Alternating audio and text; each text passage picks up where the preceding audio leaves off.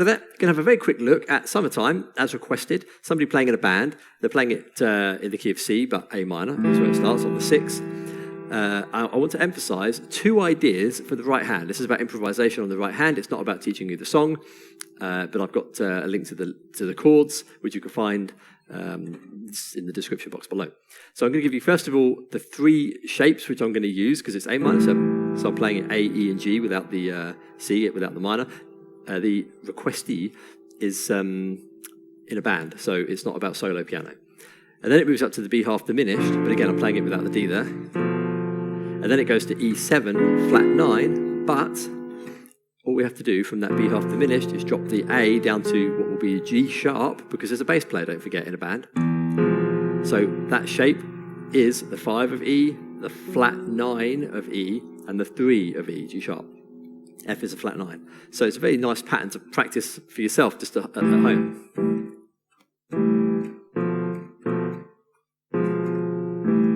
That's nice. And of course, you can play that as well in the band situation. Just as a little comping along. It's quite nice.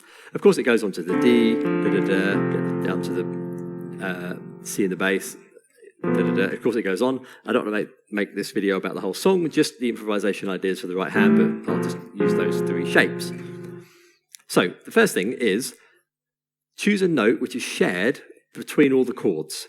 So you might think A, because it's the root. No, that's boring. Never choose a 1, never choose a 5. They're very boring note values. So, okay, the A is okay, but it's very boring. The E is the 5, but it's very boring. Even though it works, it kind of sounds okay with the half diminished. Not the worst sound.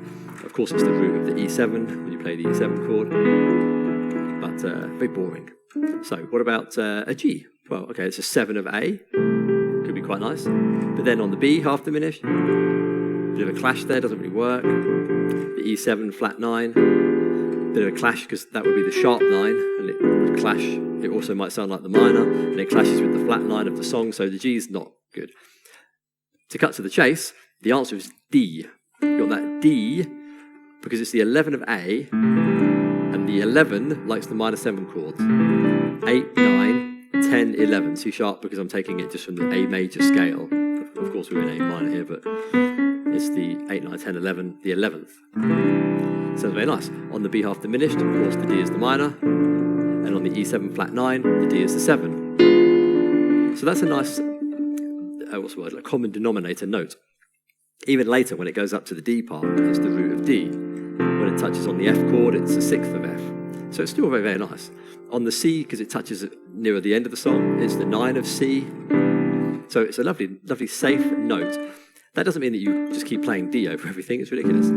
But you will choose a scale. So let's take the C major scale, because musically, in context, the C major will work, because A minor is the 6th of C, and that's okay. Minor 7, 6th mode of C. 1, 2, 3, 4, 5, 6. They're related. On the B half diminished, that is the 7th mode. So you can play C major over this, because it's B. All the notes are diatonic. They're in the key of C major. And then, of course, when you get to that E7 flat 9, okay, that's an exception.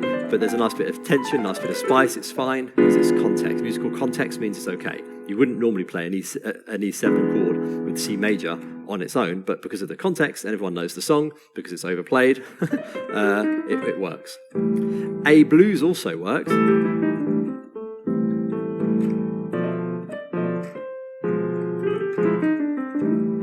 That's quite nice. And you will emphasize the 9 as well. Always emphasize the 9 in any song. That's the B in the key of A, and it's the F sharp in the key of E. But in this song, it's a flattened, so be careful. And you don't need to add a 9 really on the half diminished. So in other words, B for this particular song. These are things you just think about when you approach a song and you have to improvise. Oh, put the 9, unless it's a flat 9. Half diminished, the 9, a little bit dodgy. But everything else it's fine with. So I'm going to play some little things. I'm going to do it really slowly to explain what I'm saying, just to help. So first of all, I'm going to think about notes of the chord. That's quite nice.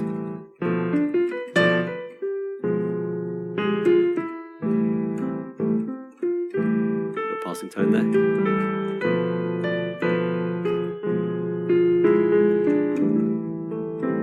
Now that all sounds very safe. It's all very, very nice. Let's do another idea using only the A blues scale.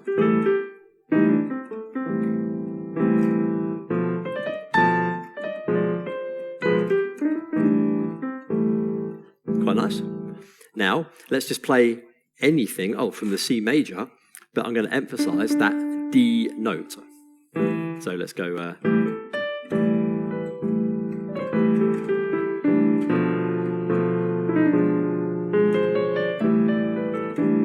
I'm exaggerating it a bit here, of course.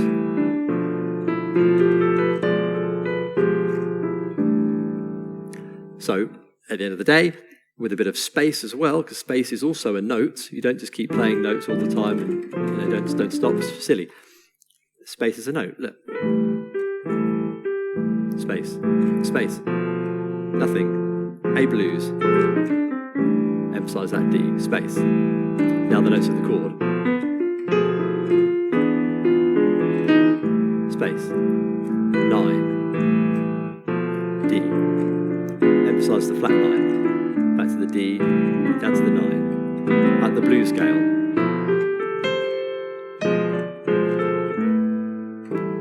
So these things are just coming together, a little bit of that, a little bit of that, a little bit of that. They're ingredients. Now, another nice thing to do, to close, is that, I learned this years ago in terms of improvising, is that you take the actual flow of the song, how the melody sounds, which of course is, everyone knows this, of course.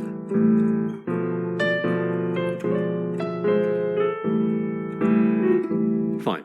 So you take that, how it's sung, but you play different notes, as if it was written with completely different notes, but the same sound, some time, when the weather is easy, whatever it is. So I'm going to play completely different notes.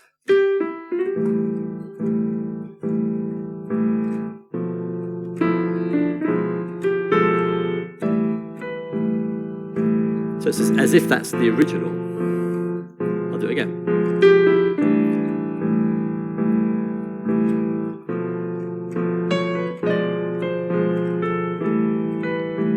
I played that wrong note because I was looking out the window. I'll do it again.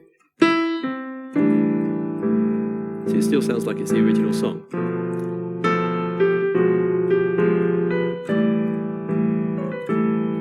So I'm still playing it, but with completely different notes. It's a nice thing to play around with any song.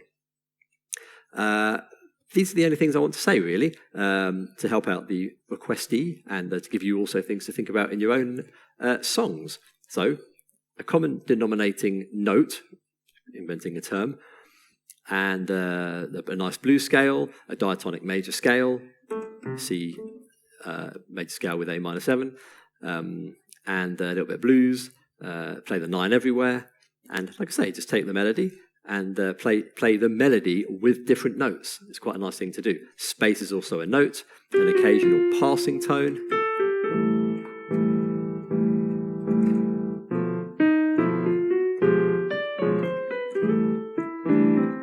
That kind of thing, just playing the main notes but putting passing tones between them. Those passing tones are not theoretical based, you don't analyse them, they're just absolutely random passing tones, about 15% of the time or so.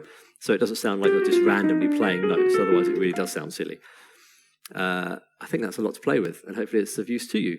There you go. Thanks for watching. See you next video. All the best, and bye for now.